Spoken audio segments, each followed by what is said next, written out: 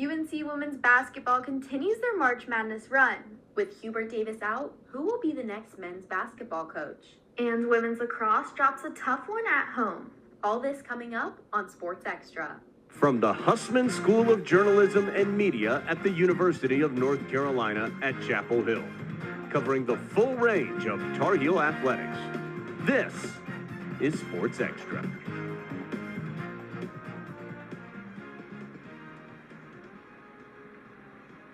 UNC football kicked off Saturday against in-state foe NC Central, looking to improve to a 3-0 start on the year. The Eagles got down to business early, taking their opening drive the distance for an early lead. The Carolina offense was stagnant early, with Jacoby Criswell taking over on the third series. The Tar Heels turned it around with a pair of Amarian Hampton touchdowns and a field goal, putting the Heels up 10 in the second quarter. With 2 minutes left in the half, the Eagles knocking on the door, an emphatic goal line stand, including this sack on third down from Desmond Evans, kept NC Central to a field goal, with Carolina leading 17-10 at the half. It was a party in the end zone in the second half, with John Copenhaver taking this check down to the house to extend the lead. The Heels made a play on the defensive end with this interception from Caleb Cost, leading to Hampton's third score of the game. Davian Gauze wanted in on the fun, getting into the end zone himself, hitting a little dance as the Tar Heel offense kept roaring. Charleston French put the icing on the cake with this 45-yard touchdown run, sealing a 45-10 victory for UNC, who stays unbeaten. Proud of the guys, proud of the way they fought, and happy to be 3-0. Yeah, it felt good just being there for my team, and then my O-line, especially, they did good tonight, just them having my back, and then just practicing all week, getting ready, prepared for this game. Hampton's practice throughout the week certainly paid off as he ran for more than 200 yards and got into the end zone for 3 touchdowns. Although they were shaky early, the Tar Heel defense locked up with a goal line stand in the second quarter, which sparked a defensive masterclass the rest of the game, holding the Eagles to 167 total yards and 10 points on the day.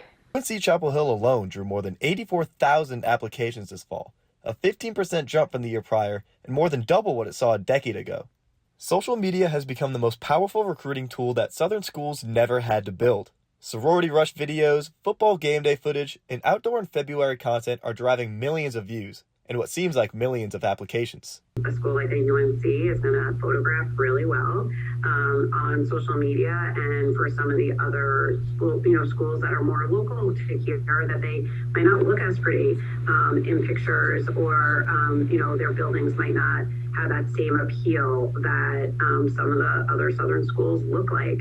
Across the SEC, Northeastern undergraduate enrollment jumped 91% between 2014 and 2023. LSU saw its Northeastern student population grow nearly 500%, from about 100 students to more than 560.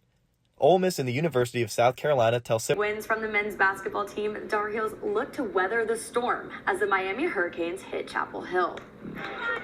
Multiple Tar Heels got on the board early as UNC finished with 6 players in double-digit scoring. The Hurricanes hung around for a while, but it was a pair of threes from Seth Trimble that helped Carolina surge to a 15-point halftime lead. The second half was all Heels, starting with this emphatic jam from Elliot Cadeau. Then Al Lubin got to work in the post, going 9 for 10 from the field for a season-high 19. Late in the half with the Heels and transition, Jalen Withers cleaned it up for this Outback jam. RJ Davis hits this late dagger 3 to seal a 92-73 win, UNC's 5th in a row.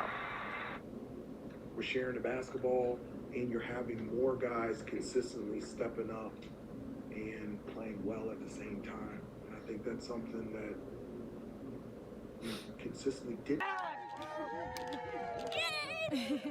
Top Soccer is a recreational sports program for children and adults with disabilities, allowing everyone a fun and inclusive opportunity to play soccer. Working with the program in the past, 2 UNC students wanted to bring the program to Chapel Hill. Brennan and I grew up playing Top Soccer and doing those programs, and it was super special for us growing up, and we saw how much the UNC community loves soccer, and we thought it would go over super well here.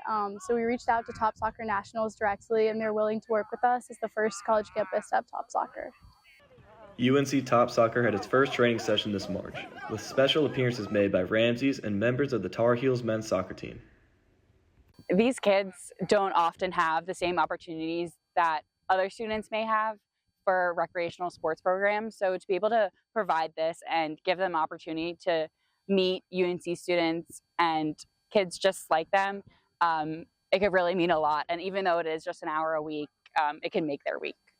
Each participant is assigned a buddy, a volunteer who keeps them active and engaged while building one-on-one relationships.